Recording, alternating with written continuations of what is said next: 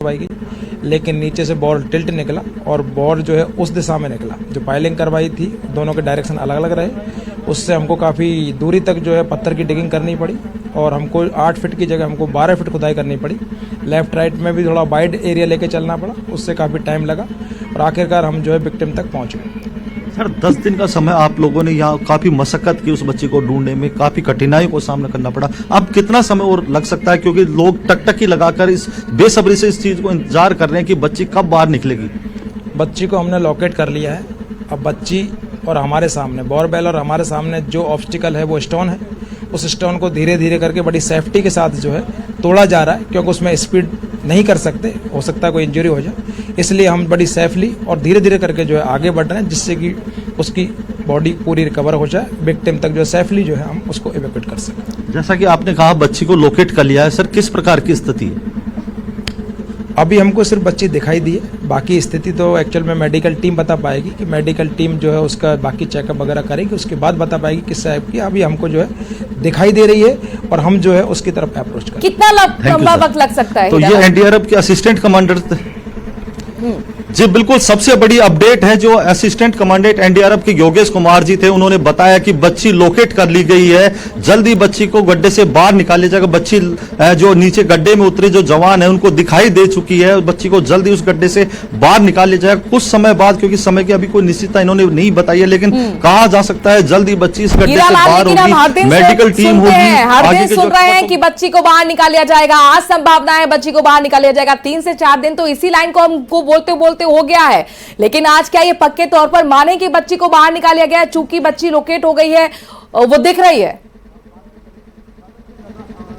जी बिल्कुल, देखिए आज से 2 दिन पहले भी जो गड्ढा था, जो पैरेलल एक गड्ढा खोदा गया था, एक टनल बनाई गई थी, तो उम्मीद जताई गई थी कि 8 फीट का जो टनल है उसके उस पार है जो बच्ची फंसी हो सकती है। लेकिन जब टनल का काम पूरा हुआ तो पता चला कि वो जो डिसलोकेट है बोरवेल, उससे करीबन 15 इंच दूर बोरवेल है जो टनल खोदी गई थी। उसके बाद जो उम्मीद जगी थी, लेकिन वो कहीं ना कहीं उस डिसलोकेट होने की वजह से जो बच्ची है उस तक नहीं पहुंचा जा सका। लेकिन आज इस प्रकार की जो 15 इंच की जो दूरी थी उसको पूरा कर लिया गया। बच्ची जो नीचे ऑपरेशन अंजाम देने के लिए जो नीचे लोग उतरे हैं, जो जवान नीचे उतरे हैं, उनको वो बच्ची दिखाई दे दी है। मैं तस्वीरों में दिखाऊंगा कि ये वो एसडीआरएफ के जवान हैं जिन्होंने अपने जान की परवाह किए बगैर दिन रात मेहनत की है। ना उन्होंने सर्दी का देखा, ना बरसात से, लगातार जितनी भी चुनौतियां थी उनसे जूझते रहे। जो बच्ची तक पहुंचेंगे।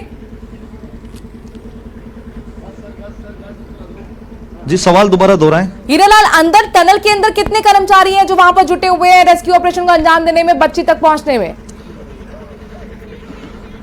जी देखिए, जब रेस्क्यू ऑपरेशन शुरू हुआ था पाइलिंग के जरिए, जब गड्ढा खोदा गया था, तब यहाँ 2 कर्मचारी नीचे उतरे थे। उसके बाद गति लाने के लिए 3 कर्मचारियों को अंदर भेजा गया था। लेकिन आज जब बच्ची तक जब ये टीम पहुंच चुकी है, तो जल्दी से जल्द उस बच्ची को बाहर निकालने के लिए 4 सदस्यीय टीम है जो नीचे उतरी है। लगातार जो मिट्टी है उस गड्ढे के पास वो पहुंच चुके हैं, उस मिट्टी को हटाकर बच्ची उनको दिखाई दे चुकी है। सबसे बड़ी अपडेट न्यूज 18 राजस्थान अपने दर्शकों तक पहुंचा रहा है कि बच्ची है जो नीचे जो टीम पहुंची है उसको लोकेट हो चुकी है, उसकी लोकेशन दिखाई दे चुकी है। तो कुछ समय बाद बच्ची है उसको बाहर निकाल लिया जाएगा और पल-पल की अपडेट न्यूज 18 राजस्थान आप तक पहुंचाता रहेगा। तस्वीरें भी दिखा रहे हैं, पाइलिंग मशीन भी दिखा रहे हैं, जिसके जरिए 170 फीट का गहरा गड्ढा खोदा गया है।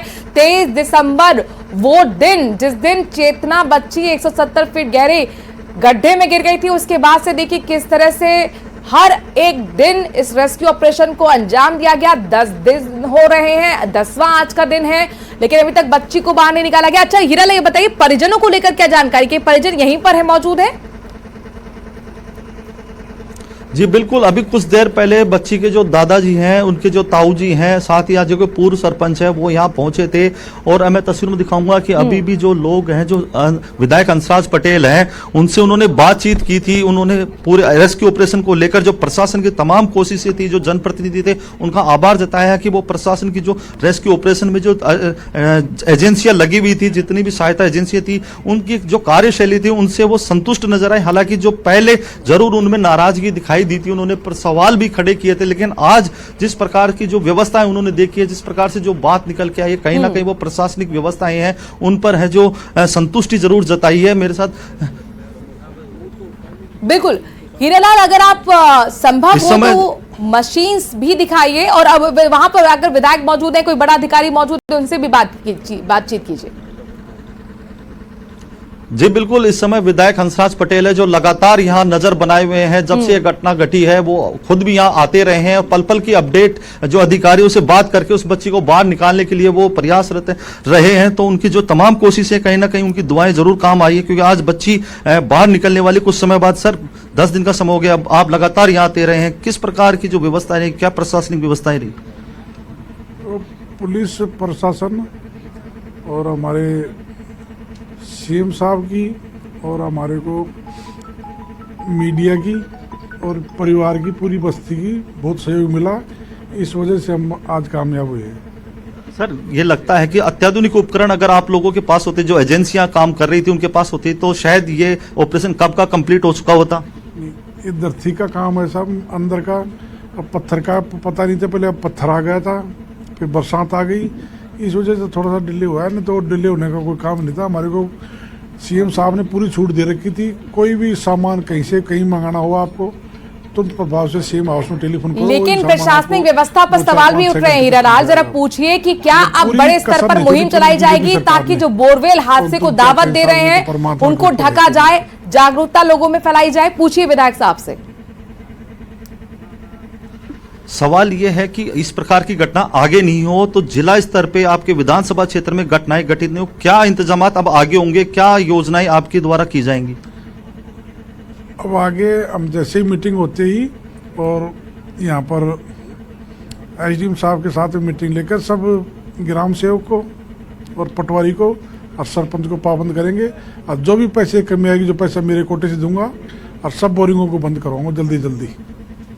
जी देखिए, ये विधायक हंसराज पटेल इन्होंने बड़ी घोषणा की है कि क्षेत्र में जितने भी खुले बोरवेल हैं उनको बंद करवाने के लिए जितना भी बजट लगेगा ये अपने स्तर पे देंगे, अपने विधायक कोष से ये उस बजट को देंगे। तो ये बहुत बड़ी बात है कि विधायक इस बात को लेकर गंभीर है। इस बात को चांद तक पहुंच रहे हैं। आज टेक्नोलॉजी में हमने इतनी सफलता हासिल कर रही है, ये 21वीं सदी में हम हैं, लेकिन जो बच्ची 170 फीट गहरे गड्ढे में गिर गई है, 10वां दिन आज तक उस बच्ची को हम अभी तक नहीं निकाल पाए हैं। क्या इस बारे में अब और टेक्नोलॉजी को अपग्रेड करने की जरूरत नहीं है? क्या और इंतजामात को अपग्रेड और अपडेट करने की जरूरत नहीं है? ये पाइलिंग मशीन भी दिखा रहे हैं, इंतजामात दिखाइए वहां पर किस तरीके की मशीन का इस्तेमाल किया गया है, और इस सवाल का जवाब वहां पर मौजूद लोगों से भी पूछिए। जी देखिए, मैं दिखाना चाहूंगा कि ये वो पाइलिंग मशीन है जिसके जरिए 170 फीट की गहराई खोदी गई थी। इससे पहले एक दूसरी मशीन और थी जिसके जरिए 150 फीट का जो गहरा गड्ढा खोदा गया था, लेकिन वो 150 फीट की गहराई तक की वाली क्षमता मशीन थी। उसके बाद ये तस्वीरों में जो पीले कलर की जो मशीन जो यहाँ पे गड्ढे में खड़ी है, ये 170 फीट की गहराई इसी मशीन के द्वारा खोदी गई थी। साथ में इसके बगल में एक और बड़ी मशीन है जिसमें तस्वीरों में आप देख सकते हैं कि वो हाइड्रोलिक मशीन है जिसके जरिए इस रेस्क्यू ऑपरेशन को अंजाम दिया जा रहा है। इस जो वायर आ रहा है, एक लोहे का तार है, इस तार के जरिए जो नीचे जाने वाले जो लोग हैं, तमाम जो एजेंसियों के जो जवान थे, वो नीचे उतरने में उस मशीन के सहयोग से ही वो इस नीचे उतरकर ऑपरेशन को अंजाम देने में लगे हुए हैं। साथ में जो तमाम जो मशीनरी है आप तस्वीरों में देख सकते हैं, यहाँ जेसीबी है, पाइलिंग मशीन है, हाइड्रोलिक मशीन है। इससे पहले भी एक और हाइड्रोलिक मशीन आई थी लेकिन वो उसको वापस भेज दिया गया था। तमाम जो भारी मशीनरी यहाँ मौजूद है जिसकी सहायता से ये जो हाइड्रोलिक मशीन है, पाइलिंग मशीन है, उनकी सहायता से रेस्क्यू ऑपरेशन को अंजाम दिया